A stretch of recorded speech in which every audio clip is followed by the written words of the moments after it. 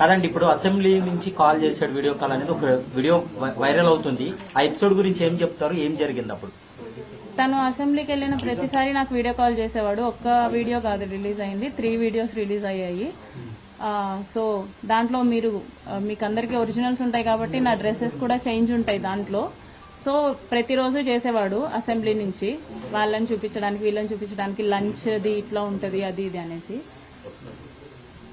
అదండి అసెంబ్లీ గురించి. మీరు అబార్షన్ సంజీవని హాస్పిటల్లో జరిగిందనే విషయం చెప్పారు.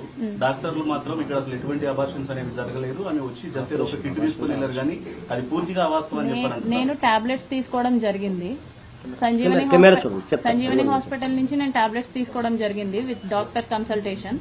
డాక్టర్ని కన్సల్ట్ అయ్యి స్కాన్ తీసిన తర్వాతనే నేను టాబ్లెట్స్ తీసుకోవడం జరిగింది సంజీవని హాస్పిటల్ నుంచి. ఆ రిపోర్ట్స్ కూడా నేను సబ్మిట్ చేశాను. నాకు హాస్పిటల్లో అబార్షన్ జరగలేదు. It's a very early thing, early stage of pregnancy అనమాట. సో అబార్షన్ కాదు, aborted. I got aborted through tablets.